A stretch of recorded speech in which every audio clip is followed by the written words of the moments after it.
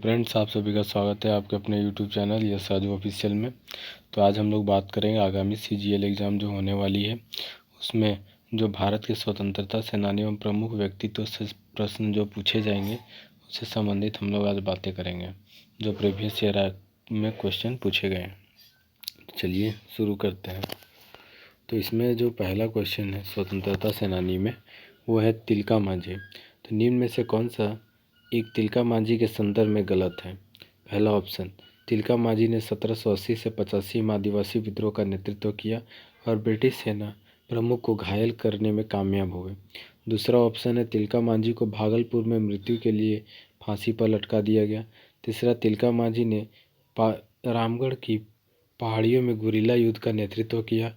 और चौथा, 1991 में भागलपुर विश्वविद्यालय को तिलका मांझी भागलपुर विश्वविद्यालय के रूप में पुनः नामकरण किया गया।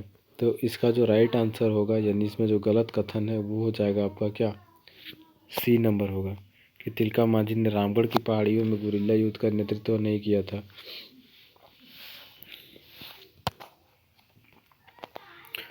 अब आते हैं एक्सप्लेनेशन में। तिलका मांझी का स्वरूप गुरिल्ला युद्ध था। तिलका मांझी ने सुल्तानगंज की पहाड़ियों में गुरिल्ला युद्ध छापामार युद्ध का नेतृत्व किया था। तिलका मांझी का जन्म 11 फरवरी 1750 ईस्वी को तिलकपुर गांव में संथाल परिवार में हुआ था। कौन से परिवार में हुआ था? संथाल परिवार में। तिलका मांझी को जाबरा पहाड़िया के नाम से भी जाना जाता था और तिलका मांझी के पिता का नाम सुंदरा मुर्मू था। तिलका आंदोलन का नेतृत्व तिलका मांझी ने किया था और इस विद्रोह का मुख्य केंद्र वनचरीजोड़ था। ठीक है। राजमहल के सुपरिटेंडेंट क्लीवलैंड को तिलका मांझी ने 13 जनवरी 1784 को अपने तीरों से मार गिराया था। तिलका मांझी को 1785 ईस्वी में गिरफ्तार किया गया तथा भागलपुर में बरगद के पेड़ पर फांसी पर लटका दिया गया। ठीक है। तो ये क्लीवलैंड को कब मारा था? 1784 ईस्वी में, और 85 में इसको भागलपुर में बरगद के पेड़ पर लटका दिया जाता है। और इनका जो विद्रोह का स्वरूप था वो गुरिल्ला युद्ध पद्धति था। और इनका जन्म की बात करेंगे तो 1750 ईस्वी में तिलकपुर गांव में एक संथाल परिवार में हुआ था और इनको जाबरा पहाड़िया के नाम से भी जाना जाता है। ठीक है। और इनके विद्रोह का जो मुख्य केंद्र था उसको वनचरीजोड़ भागलपुर के नाम से जाना जाता है। अब आदिवासी विद्रोह का नेतृत्व किसने किया था, जिसने स्वतंत्रता के पूर्व ब्रिटिश आर्मी चीफ को घायल करने में सफल हुआ था? तो ये हो जाएगा तिलका मांझी, जो क्लीवलैंड को मारा था। कब मारा था? तो 1784 ईस्वी में क्लीवलैंड को मारा था। भारतीय स्वतंत्रता संग्राम के पहले विद्रोही शहीद कौन थे? तो ये हो जाएगा कौन? तिलका मांझी हो जाएगा। झारखंड के स्वतंत्रता सेनानियों में सर्वप्रथम शहीद होने वाले स्वतंत्रता सेनानी तिलका मांझी थे। तिलका मांझी को भारतीय स्वतंत्रता संग्राम के पहले विद्रोही शहीद होने का गौरव प्राप्त है। महाश्वेता देवी ने तिलका मांझी के जीवन एवं विद्रोह पर साला गिरर डाके नामक उपन्यास बांग्ला भाषा में लिखा है। तो तिलका मांझी के जीवन पर आधारित और उनके विद्रोह पर आधारित एक उपन्यास महाश्वेता देवी ने लिखा है, साला गिरर डाके। और हिंदी के उपन्यासकार राकेश कुमार ने हूल पहाड़िया नामक उपन्यास में तिलका मांझी का जाबरा पहाड़िया के रूप में चित्रण किया है। तो राकेश कुमार सी जो है अपने उपन्यास लिखे हैं एक हूल पहाड़िया, जो कि तिलका मांझी के संदर्भ में है। तो उनको वहाँ पर जाबरा पहाड़िया के रूप में चित्रित किया गया है। झारखंड के स्वतंत्रता सेनानियों से प्रथम शहीद होने का गौरव किसने प्राप्त है? तो ये भी हो जाएगा तिलका मांझी। बुद्धू भगत अब आते हैं। छोटा नागपुर क्षेत्र के पहले क्रांतिकारी कौन थे जो अंग्रेजों से संघर्ष करने के दौरान शहीद हुए थे? तो कुंवर सिंह, रामनारायण सिंह, बिरसा मुंडा या बुद्धू भगत? तो अंग्रेजों से संघर्ष करने के दौरान जो छोटा नागपुर क्षेत्र के पहले क्रांतिकारी थे वो थे आपके बुद्धू भगत। छोटा नागपुर क्षेत्र के पहले क्रांतिकारी बुद्धू भगत थे, जो अंग्रेजों से संघर्ष करने के दौरान क्या हो गए? शहीद हो गए। कोल विद्रोह के नायक बुद्धू भगत का जन्म 17 फरवरी 1792 को उरांव परिवार में हुआ था। कहाँ हुआ था? तो उरांव परिवार में हुआ था। बुद्धू भगत का जन्म रांची जिले के चानो प्रखंड में कोयल नदी के तट पर स्थित सीलागाई गांव में हुआ था। बुद्धू भगत ने ब्रिटिश शासन के विरुद्ध 1832 ईस्वी के कोल विद्रोह का नेतृत्व किया। छोटा नागपुर क्षेत्र के प्रथम क्रांतिकारी कौन थे जो अंग्रेजों के से संघर्ष करते वक्त वीरगति को प्राप्त हो गए? तो वो हो जाएगा बुद्धू भगत। छोटा नागपुर क्षेत्र के प्रथम क्रांतिकारी बुद्धू भगत थे, जो अंग्रेजों से संघर्ष करने के दौरान कैप्टन इम्पे से संघर्ष करते हुए 14 फरवरी 1832 को वीरगति को प्राप्त हो गए। रामगढ़ के प्रथम आंदोलनकारी बुद्धू भगत थे। झारखंड के प्रथम आंदोलनकारी बुद्धू भगत थे, जिन्हें पकड़ने के लिए अंग्रेजी सरकार को 1000 रुपये का इनाम की घोषणा की गई थी। तो ये भी याद रखना है कि अंग्रेजी सरकार को 1000 रुपये इनाम की घोषणा करनी पड़ी थी किसे पकड़ने के लिए, तो कोल विद्रोह के नायक बुद्धू भगत को पकड़ने के लिए। और इनकी मृत्यु कब हुई थी? तो 1832 ईस्वी में मृत्यु हुई थी कैप्टन इम्पे से संघर्ष करने के दौरान। अब आते हैं बिरसा मुंडा। बिरसा मुंडा का जन्म हुआ था तो 15 नवंबर 1875 को बिरसा मुंडा का जन्म हुआ था। बिरसा मुंडा का जन्म 15 नवंबर 1875 को बृहस्पतिवार के दिन खूंटी जिले के उलियातू गांव में हुआ था। बिरसा मुंडा के पिता का नाम सुगना मुंडा था और माता का नाम करनी था।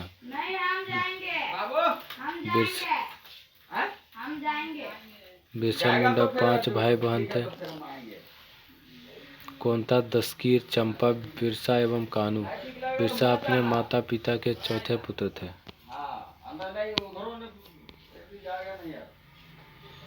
झारखंड के प्रसिद्ध स्वतंत्रता सेनानी बिरसा मुंडा का जन्म कब हुआ था? 15 नवंबर 1875 को हुआ था। 15 नवंबर 1875 को जन्मे बिरसा मुंडा के बचपन का नाम दाऊद मुंडा था। इनकी प्रारंभिक शिक्षक जयपाल नाग तथा धार्मिक गुरु आनंद पांडे थे। तो बिरसा मुंडा के जो प्रारंभिक शिक्षक थे वो जयपाल नाग था और धार्मिक गुरु आनंद पांडे थे। बिरसा मुंडा ने जर्मन एवेंजेलिकल चर्च द्वारा संचालित विद्यालय में अपनी प्रारंभिक शिक्षा ग्रहण की थी। इन्होंने वन और भूमि पर आदिवासियों के प्राकृतिक अधिकार के लिए व्यापक लड़ाई लड़ी। साथ ही जमींदारों और साहूकारों द्वारा मूलवासियों के खिलाफ निर्णायक बगावत का नेतृत्व किया। इन्होंने 1895 में स्वयं को भगवान का दूत सिंगमोगा को दूत घोषित किया। बिरसा मुंडा के जन्म का वर्ष 1875, 15 नवंबर 1875। झारखंड के स्वतंत्रता सेनानी बिरसा मुंडा का जन्म दिवस कब मनाया था? 1875। बिरसा मुंडा का जन्म कहाँ हुआ था? तो वो उलियातू में हुआ था, जो कि खूंटी जिले में। बिरसा मुंडा की जयंती वही 15 नवंबर। बिरसा मुंडा की जयंती 15 नवंबर को मनाया जाता है। बिरसा मुंडा के जन्म दिवस को केंद्र सरकार द्वारा वर्ष 2021 से आदिवासी जनजातीय गौरव दिवस के रूप में मनाने की घोषणा की गई है। तो कब से बिरसा मुंडा के जन्म दिवस को आदिवासी एवं जनजातीय गौरव दिवस मनाने की घोषणा की गई है? तो 2021 से, 15 नवंबर 2021 से। 15 नवंबर 2021 को रांची जेल परिसर में भगवान बिरसा मुंडा स्मृति उद्यान सह स्वतंत्रता सेनानी संग्रहालय का उद्घाटन प्रधानमंत्री नरेंद्र मोदी द्वारा वीडियो कॉन्फ्रेंसिंग के माध्यम से किया गया था। तो 15 नवंबर 2021 को रांची जेल परिसर में भगवान बिरसा मुंडा स्मृति उद्यान सह स्वतंत्रता सेनानी संग्रहालय का उद्घाटन नरेंद्र मोदी के द्वारा वीडियो कॉन्फ्रेंसिंग के माध्यम से किया गया था। बिरसा मुंडा और किस नाम से जाने जाते थे? तो भूपिता यानी धरती आबा के नाम से जाने जाते हैं। बिरसा मुंडा को धरती आबा, भूपिता एवं भगवान बिरसा के नाम से भी जाना जाता है। आदिवासी लोगों के बीच बिरसा मुंडा निम्नलिखित में से किस नाम से जाने जाते हैं? तो आदिवासी लोगों के बीच बिरसा मुंडा जो है धरती आबा के नाम से जाने जाते हैं एवं भगवान के रूप में भी ये जाने जाते हैं। निम्नलिखित में से किसे भगवान का दर्जा दिया गया था जो आदिवासी लोगों के अधिकारों की रक्षा के लिए अंग्रेजों के खिलाफ लड़े थे? तो वो हो जाएगा बिरसा मुंडा। बिरसा मुंडा जिन्होंने आदिवासी लोगों के अधिकारों के लिए अंग्रेजों के खिलाफ लड़ाई लड़ी थी, उन्हें आम लोगों द्वारा भगवान का दर्जा दिया गया। प्रसिद्ध उपन्यासकार महाश्वेता देवी ने बिरसा मुंडा के जीवन को आधार बनाकर 1975 ईस्वी में अरण्य अधिकार जंगल का अधिकार नामक एक उपन्यास लिखा था। 1975 ईस्वी में महाश्वेता देवी वर्मा ने। निम्नलिखित में से कौन सा कथन बिरसा मुंडा के संबंध में गलत है? बिरसा मुंडा ने सोनो संथाल समाज की स्थापना की थी। उन्होंने वन और भूमि पर आदिवासी प्राकृतिक अधिकार के लिए लड़ाई लड़ी। वे ब्रिटिश अधिकारियों द्वारा पकड़े गए और जेल में उनकी मृत्यु हो गई। उन्होंने जमींदारों और साहूकारों द्वारा मूल निवासियों के शोषण के खिलाफ प्रारंभिक बगावत में महत्वपूर्ण बगावत का नेतृत्व किया। तो इसका जो राइट आंसर होगा, मतलब इसमें गलत कथन जो है वो बिरसा मुंडा सोनो संथाल समाज की स्थापना की, ये गलत हो जाएगा क्योंकि इसकी स्थापना शिबू सोरेन द्वारा की गई थी। सोनो संथाल समाज की स्थापना 1970 ईस्वी में शिबू सोरेन द्वारा की गई थी। बिरसा मुंडा द्वारा एक नई संप्रदाय बिरसाइत संप्रदाय की शुरुआत की गई थी। व्यक्तित्व को पहचाने। उनके अनुयायियों ने उन्हें भगवान माना। एक राजनीतिक कार्यकर्ता होने के साथ साथ उन्होंने लोगों के धार्मिक विश्वासों में बड़े बदलाव किए। तो ये हो जाएगा बिरसा मुंडा। बिरसा मुंडा के अनुयायियों ने उन्हें भगवान मानती थी। उन्होंने एक राजनीतिक कार्यकर्ता होने के साथ साथ लोगों के धार्मिक विश्वासों में भी बड़ा बदलाव किया था। बिरसा मुंडा कौन थे? तो आदिवासी नेता थे। आदिवासी नेता थे जिन्हें बिरसा आंदोलन और उलगुलान विद्रोह का नेतृत्व उन्होंने किया। निम्नलिखित में से किस नेता की जन्म तिथि झारखंड राज्य उदय वाली तिथि को मनाया जाता है? 15 नवंबर 2000 को बिरसा मुंडा। तो बिरसा मुंडा के जन्म दिवस 125वीं जयंती पर ही 15 नवंबर 2000 को झारखंड राज्य का निर्माण किया गया था। 15 नवंबर 2000 को किसकी जयंती पर झारखंड का गठन एक पृथक राज्य के रूप में किया गया था? तो भगवान बिरसा मुंडा की जयंती पर। किस नेता को ब्रिटिश बलों द्वारा बंदी बनाया गया था और ब्रिटिश औपनिवेशिक सरकार के अभिलेखों के अनुसार रांची जेल में हैजे के कारण 9 जून 1900 को उनकी मृत्यु हो गई? तो वो हो जाएगा आपका बिरसा मुंडा। बिरसा मुंडा को 3 फरवरी 1900 ईस्वी को गिरफ्तार किया जाता है। कब? 3 फरवरी 1900 ईस्वी को गिरफ्तार किया जाता है। गिरफ्तारी से पूर्व अंग्रेजों द्वारा बिरसा मुंडा को गिरफ्तार करवाने हेतु 500 रुपये का इनाम रखा जाता है। और उधर हम लोग पढ़े थे कि बुद्धू भगत को पकड़वाने के लिए 1000 रुपये का इनाम रखा गया था। और इसी इनाम के लालच में आकर जगमोहन सिंह के आदमी वीर सिंह महली ने उन्हें गिरफ्तार करवाया था। गिरफ्तारी के पश्चात उन्हें रांची जेल में रखा गया था, जहां 9 जून 1900 ईस्वी को हैजा से 25 वर्ष की आयु में बिरसा मुंडा की मृत्यु हो जाती है। तो 3 फरवरी 1900 को गिरफ्तार किया जाता है और 9 जून 1900 ईस्वी को हैजा के कारण 25 वर्ष की आयु में रांची जेल में ही उनकी मृत्यु हो जाती है। 3 फरवरी 1900। निम्नलिखित में से किस स्वतंत्रता सेनानी की 25 वर्ष की आयु में मृत्यु हुई थी? तो बिरसा मुंडा। झारखंड का वह एकमात्र आदिवासी नेता कौन है जिसका चित्र संसद के सेंट्रल हॉल में लगा हुआ है? तो वो बिरसा मुंडा।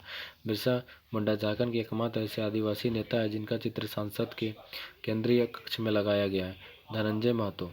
धनंजय निम्न में से कौन झारखंड की स्वतंत्रता सेनानी नहीं है?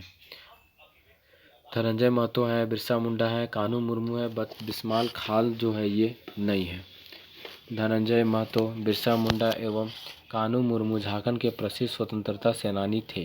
सरायकेला खरसावां जिले के नीमडी प्रखंड के मुंडा गांव के रहने वाले धनंजय महतो ने 1942 के भारत छोड़ो आंदोलन में सक्रिय भूमिका निभाई थी। तो ये कहाँ के थे? तो ये सरायकेला खरसावां के नीमडी प्रखंड के गुंडा गाँव के रहने वाले थे, जिन्होंने 1942 के भारत छोड़ो आंदोलन में महत्वपूर्ण भूमिका निभाई थी। 1957 से 1962 तक कांग्रेस के विधायक, 1976 से 1982 तक बिहार विधानसभा परिषद के सदस्य, 1984 से 1990 तक आइडा के अध्यक्ष। बिरसा मुंडा उलगुलान विद्रोह के, जबकि कानू मुर्मू संथाल विद्रोह के यानी संथाल हुल के प्रमुख नेता थे। अब पोटो सरदार। स्वतंत्रता सेनानी पोटो सरदार था। तो देखिए, पोटो सरदार का जन्म पश्चिमी सिंहभूम के जगन्नाथपुर के राजबासा गांव में हो परिवार में हुआ था। तो उरांव स्वतंत्रता सेनानी पोटो सरदार जो थे वो हो जनजाति से थे। 19 नवंबर 1837 में सेरेंसिया घाटी में इन्होंने अंग्रेजी सेना के विरुद्ध हुए भीषण युद्ध का नेतृत्व किया था। तो 1837 में सेरेंसिया घाटी में एक युद्ध हुआ था अंग्रेजों के खिलाफ, तो उसका नेतृत्व पोटो हो सरदार ने ही किया था। 26 लड़ाकू शहीद हुए तथा ब्रिटिश सेना के एक हवलदार, एक सूबेदार और 13 सिपाहियों की मौत हुई थी। इस युद्ध में पोटो हो ने अपने सहयोगियों के साथ मिलकर परंपरागत हथियार से ही अंग्रेजों को भगा दिया था तथा सेरेंगेसिया घाटी एवं भागबिला घाटी बगालिया को अंग्रेजों से आज़ाद करवा लिया था। तो पोटो हो सरदार। तो इनका जन्म जो हुआ था हो जनजाति में हुआ था। कहाँ पर हुआ था? पश्चिमी सिंहभूम जिले के जगन्नाथपुर के राजबासा गांव में हो परिवार में इनका जन्म होता है पोटो हो सरदार का। पोटो हो के विद्रोह के दौरान तीर प्रतीक चिन्ह था। तो पोटो हो सरदार ने जब विद्रोह किया था तो उस समय उनका जो प्रतीक चिन्ह था वो तीर था, जिसे हो गांव के शौर्य के रूप में पूरे गांव में घुमाकर लोगों का समर्थन प्राप्त किया गया। यह तीर मंगी नायक ने पोटो सरदार को दिया था। 1 जनवरी 1838 को जगन्नाथपुर में पोटो सरदार तथा अन्य सहयोगी को बरगद के पेड़ पर फांसी पर लटका दिया गया था। अब आते हैं नीलांबर पीताम्बर। नीलांबर और पीताम्बर शाही नामक दोनों भाई जिन्होंने स्वाधीनता आंदोलन के दौरान अंग्रेजों के लिए मुसीबत खड़ी कर दी थी, किसके नेता थे? तो ये खरवार जनजाति के नेता थे। तो नीलांबर पीताम्बर जो थे वो खरवार जनजाति के नेता थे। 1857 के विद्रोह में पलामू के भोक्ता नेता नीलांबर पीताम्बर ने अंग्रेजी सत्ता को हिलाकर रख दिया। भोक्ता खरवार जनजाति की उपजाति या शाखा थी। पलामू में 1857 के विद्रोह का नेतृत्व नीलांबर पीताम्बर ने किया। इनका साथ चेरो जनजाति ने दिया था। नीलांबर पीताम्बर गुरिल्ला युद्ध में माहिर थे। 1857 के विद्रोह में नीलांबर पीताम्बर ने चेरो राजाओं के साथ मिलकर भाग लिया। नीलांबर पीताम्बर दोनों सगे भाई थे। 21 अक्टूबर 1857 को नीलांबर पीताम्बर ने चैनपुर, शाहपुर और लेस्लीगंज पर आक्रमण कर अंग्रेजों के विरुद्ध जंग का ऐलान किया। 13 फरवरी 1858 को भोक्ता सरदार के चेमोगढ़ पर डाल्टन द्वारा हमला किया गया। भोक्ता सरदार नीलांबर पीताम्बर शाहाबाद के विद्रोहियों से मिल गए थे। शाहाबाद के बाबू अमर सिंह का पदार्पण खरौंधी में हुआ था।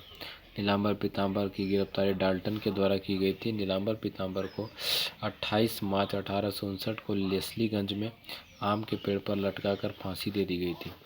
तो 18 मार्च 1859 को लेस्लीगंज में नया नाम नीलांबर पीताम्बरपुर में आम के पेड़ पर लटकाकर नीलांबर पीताम्बर दोनों को फांसी दे दी गई थी। प्रमुख व्यक्तित्व अब आते हैं अल्बर्ट एक्का। लोस नायक अल्बर्ट एक्का की मृत्यु निम्न युद्ध लड़ते हुए हुई थी। तो इसका राइट आंसर जो होगा भारत पाक युद्ध 1971।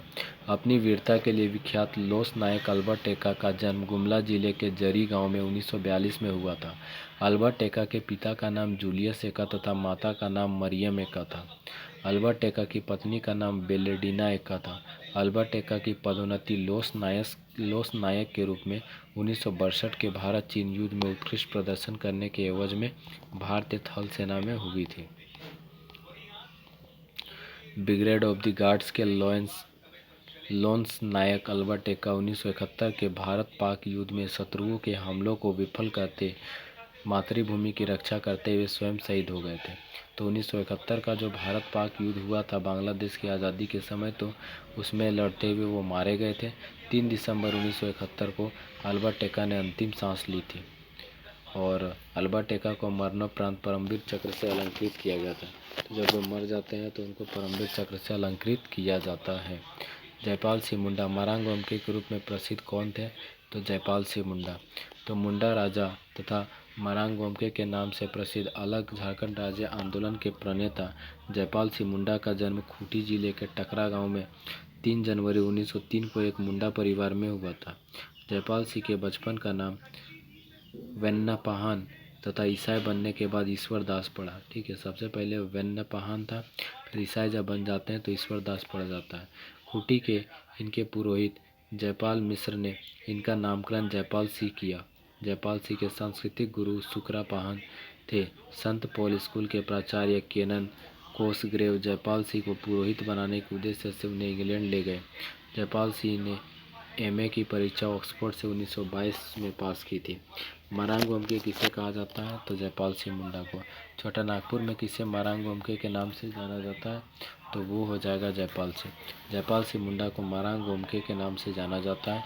इनकी पहली पत्नी का नाम तारा मजुमदार था, जो कांग्रेस के प्रथम अध्यक्ष व्योमेश चंद्र बनर्जी की पुत्री थी।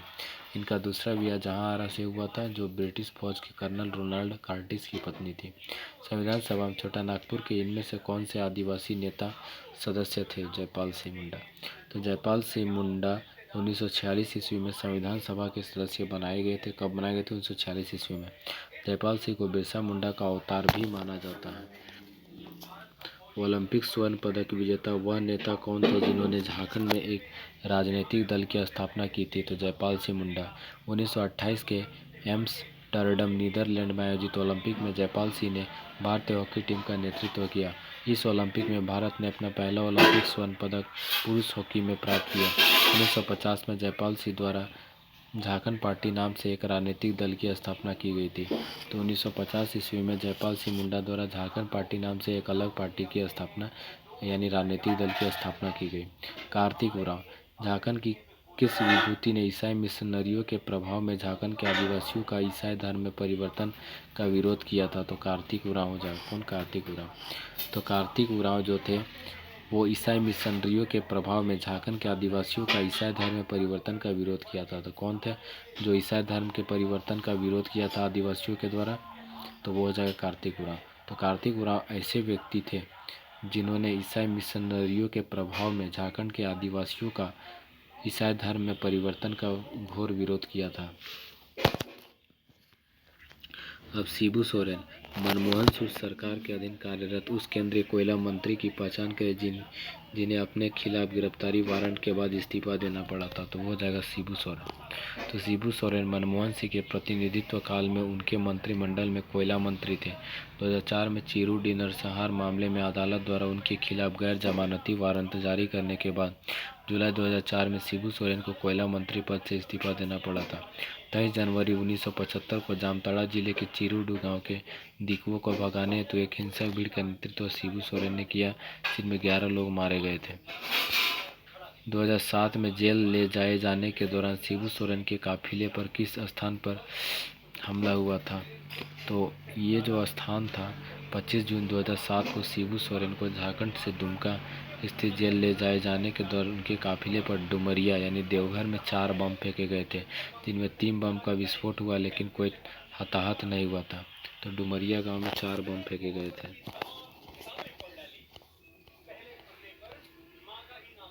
अब आते हैं दयामणि बारला। आदिवासी अधिकारों के उल्लंघन के विरोध में अपने निडर कार्य के लिए निम्नलिखित में से किसको आयरन लेडी ऑफ झारखंड कहा जाता है? तो दयामणि बारला को। दयामणि बारला एक आदिवासी कार्यकर्ता, पत्रकार, लेखिका और कहानीकार है। झारखंड की आयरन लेडी के रूप में जानी जाने वाली दयामणि बारला राज्य हिंसा, नव उदारवादी विकास परियोजना और औद्योगिक विस्तार से स्वदेशी लोगों के विस्थापन और बेदखली के खिलाफ प्रतिरोध में सबसे आगे रही है। निम्नलिखित में से कौन सी सामाजिक अधिकार कर्मण्यतावादी आयरन लेडी ऑफ झारखंड के रूप में जानी जाती है? तो Dayamani Barla. Iron lady of Jharkhand नाम से मशहूर दयामणि बारला ने भूमि, जल, जंगल की रक्षा और आदिवासी लोगों के अधिकारों और आवाज़ों को बनाए रखने के लिए बड़े पैमाने पर आंदोलन किया है। इंडियन सोशल एक्शन फोरम की अध्यक्षता रही दयामणि बारला को 2000 में ग्रामीण पत्रकारिता हेतु काउंटर मीडिया अवार्ड तथा 2004 में national foundation for India fellowship से सम्मानित किया गया। 2013 में उन्हें कल्चरल सर्वाइवल नामक एक अंतर्राष्ट्रीय गैर सरकारी संगठन द्वारा LNL। आगे बढ़ते हैं। खालिस्तान झारखंड की आयरन लेडी है तो दयामणि बारला हो जाएगा। महेंद्र सिंह धोनी 2 दिवसीय मोमेंटम झारखंड शिखर सम्मेलन में ऊर्जस्वी नेतृत्व, मजबूत और प्रगतिशील नीतियों और राज्य की औद्योगिक विरासत का प्रदर्शन करने के लिए किसे ब्रांड एम्बेसडर घोषित किया गया था? तो ये महेंद्र सिंह धोनी हो जाएगा।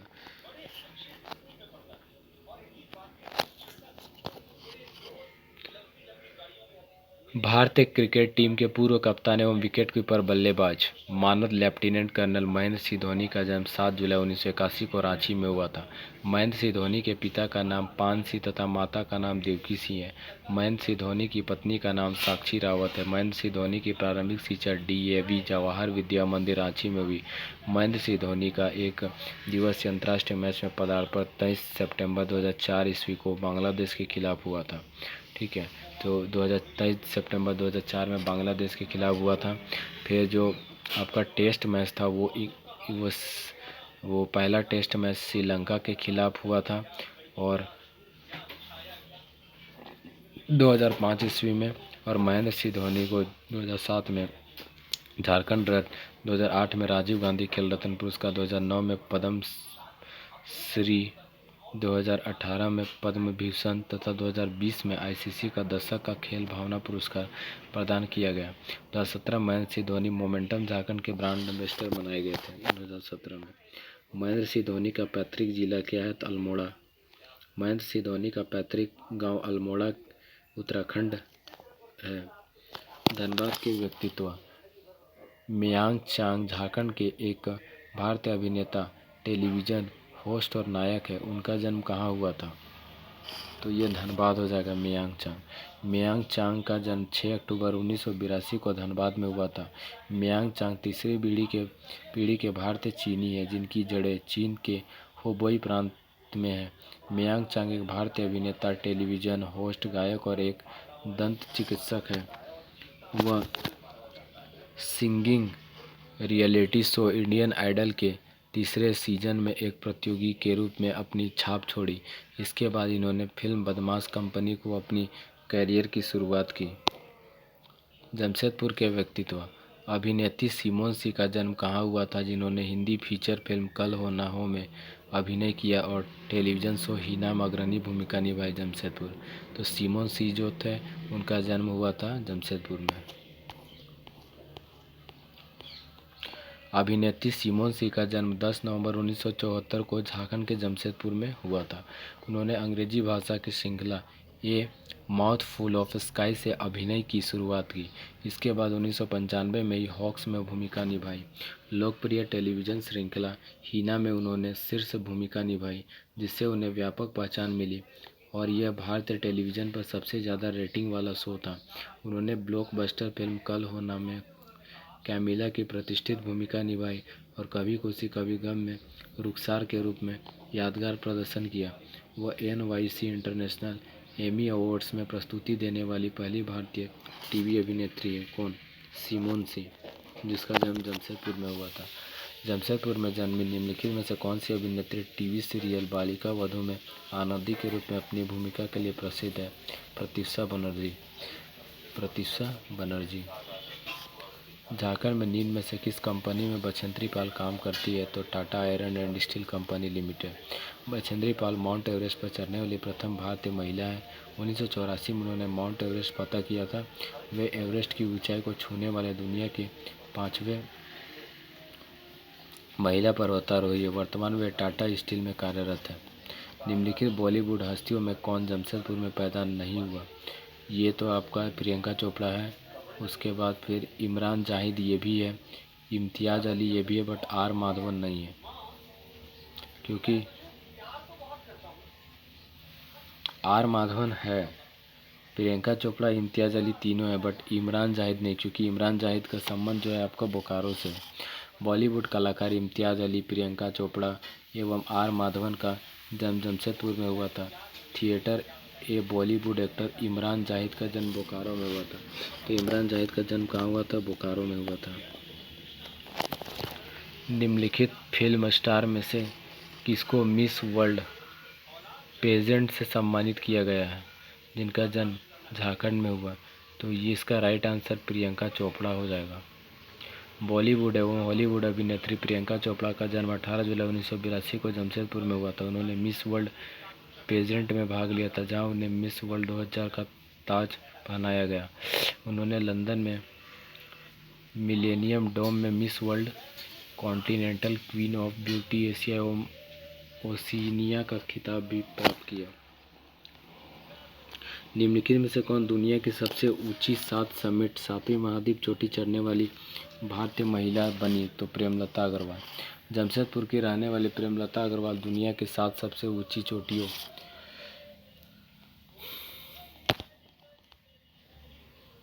7 समिट्स पर चढ़ने वाली पहली भारतीय महिला है। 17 मई 2011 को वह दुनिया की सबसे ऊंची चोटी माउंट एवरेस्ट पर चढ़ने वाली सबसे उम्र दराज 48 वर्ष की उम्र में भारतीय महिला बनी।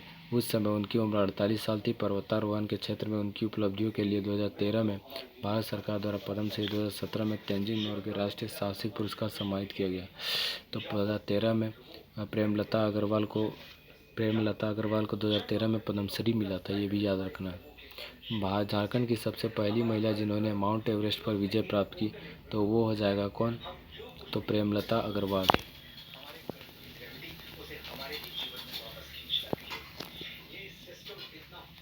मई 2011 में 48 साल की आयु में दुनिया की सबसे ऊंची चोटी पर चढ़ने वाली पहली झारखंड की सबसे पहली और सबसे अधिक आयु की भारतीय महिला कौन है? तो वो हो जाएगा प्रेमलता अग्रवाल।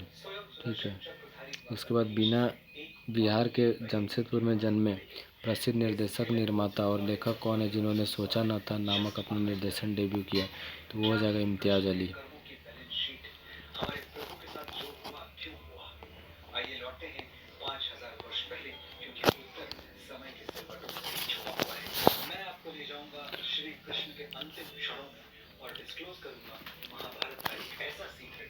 फिल्म निर्देशक, निर्माता, लेखक, अभिनेता इम्तियाज़ अली का जन्म 16 जून 1971 को जमशेदपुर में हुआ था। इम्तियाज़ अली 2005 में उन्होंने अभय देओल और आशा ताकी अभिनीत सोचा न था के साथ अपना निर्देशन शुरू किया। दूसरी फिल्म सब जब भी मेट में भी उन्होंने काम किया। विविध व्यक्तित्व। बोकारो से प्रसिद्ध व्यक्ति कौन थे? लुगु बुरु। संताल जनजाति के भगवान पिता लुगु बुरु का संबंध बोकारो से है।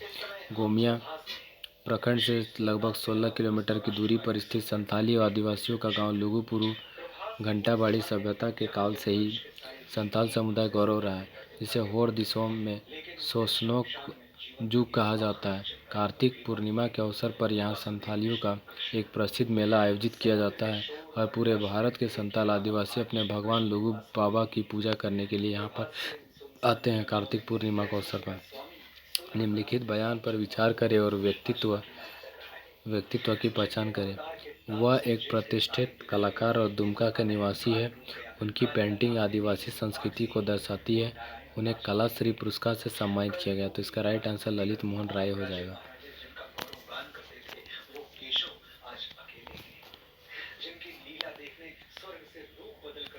चित्रकार ललित मोहन राय। तो ललित मोहन राय जो चित्रकार हैं का जन्म 5 मई 1943 को दुमका में अंतर्राष्ट्रीय स्तर के प्रसिद्ध चित्रकार ललित मोहन राय को 1989 में कला श्री सम्मान से सम्मानित किया गया था। ठीक है, तो ये चित्रकार है। उनका मुख्य चित्रांकन आदिवासी जीवन पर आधारित है। 1967 ईस्वी में श्री राय ने अमेरिका के तत्कालीन राष्ट्रपति को उनका रेखांकित भेजा था, जिस पर उन्हें बधाई पत्र भी प्राप्त हुआ। ललित मोहन राय एक खाली स्थान थे। ललित मोहन राय जो है एक चित्रकार थे। झारखंड निवासी ललित मोहन राय का नाम किस क्षेत्र से जुड़ा हुआ है? चित्रकारी से जुड़ा हुआ है। ठीक है,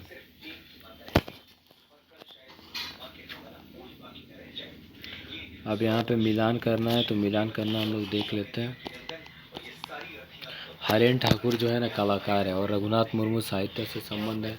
इनका झानो हंसदा स्पोर्ट्स है और बुद्धू भगत राजनीतिक कार्य करता है। ठीक है, तो बुद्धू भगत की बात करेंगे, राजनीतिक कार्य करता है। झानो हंसदा स्पोर्ट्स पर्सन है। रघुनाथ मुर्मू साहित्य के क्षेत्र में बड़ा योगदान है इनका। हरेन ठाकुर कलाकार है। जयंत सिन्हा जो है आपका राजनीतिज्ञ है। ठीक है, और यशवंत सिन्हा के बेटे हैं। प्रसिद्ध फिल्म और कथाकार जिशान कादरी का जन्म खालिस्तान में हुआ था, वासेपुर में। लेखक, अभिनेता, निर्देशक और निर्माता रहे जिशान कादरी का जन्म वासेपुर में हुआ था। उन्होंने अनुराग कश्यप द्वारा निर्देशित Bollywood film gangs of Wasseypur के लिए कहानी एवं सह पटकथा लिखी। जिशान कादरी ने गैंग्स ऑफ वासेपुर भाग 2 में अभिनय किया। निर्देशक और निर्माता के रूप में उनकी पहली फिल्म मेरठिया गैंगस्टर्स थी। मुकुंद नायक किस नृत्य शैली के लिए जाने जाते हैं? ठीक है, तो इसका जो राइट आंसर हो जाएगा वो हो जाएगा आपका मर्दानी झूमर। ठीक है, तो एशिया पैसिफिक डांस अलायंस से जुड़े नागपुरी लोक संगीत तथा नृत्य के विख्यात कलाकार पद्मश्री मुकुंद नायक ने अपनी लोक कला को अत्यधिक विकसित करने के हेतु रांची में कुंजवन संस्था की स्थापना की थी।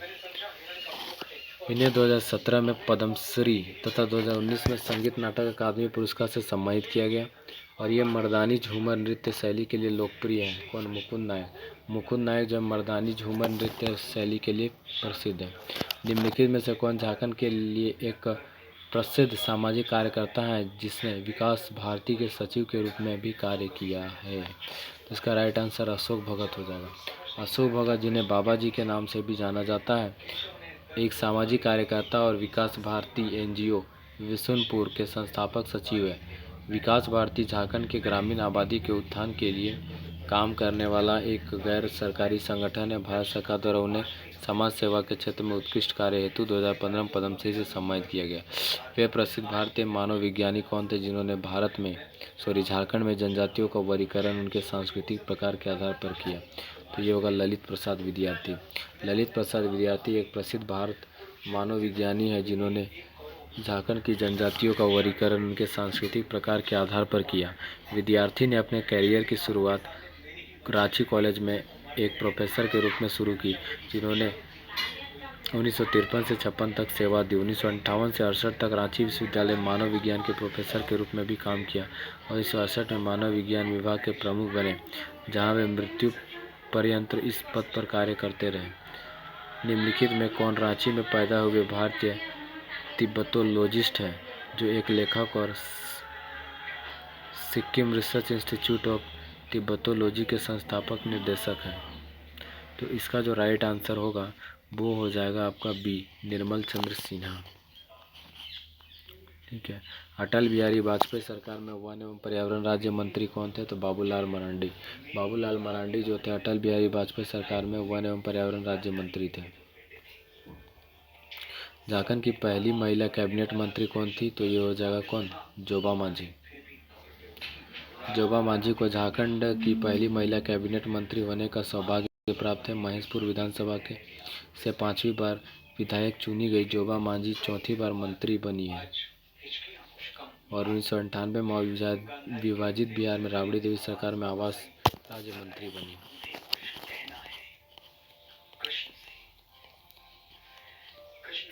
छोटा नागपुर शैली की कला को किस प्रसिद्ध कलाकार द्वारा प्रोत्साहित किया गया? तो ये हो जाएगा हरेन ठाकुर। तो छोटा नागपुर शैली की कला को प्रोत्साहित करने का श्रेय जो है हरेन ठाकुर को जाता है। निम्नलिखित में से किस झारखंड के छौ नर्तक और कोरियोग्राफर कौन है? तो इसका राइट आंसर है पंडित गोपाल प्रसाद दुबे। तो छौ नर्तक एवं कोरियोग्राफर पंडित गोपाल प्रसाद दुबे को माना जाता है।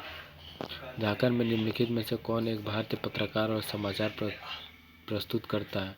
तो अंजन ओम कश्यप। कौन? अंजन ओम कश्यप।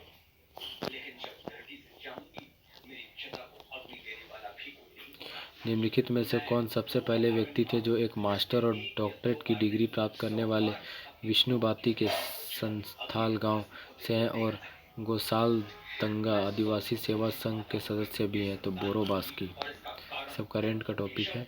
किस ईसाई पादरी को रामकथा पर किए गए उल्लेखनीय कार्यों के लिए जाना जाता है? तो इसका राइट आंसर जो हो जाएगा वो हो जाएगा आपका फादर कामिल बुल्के। ठीक है।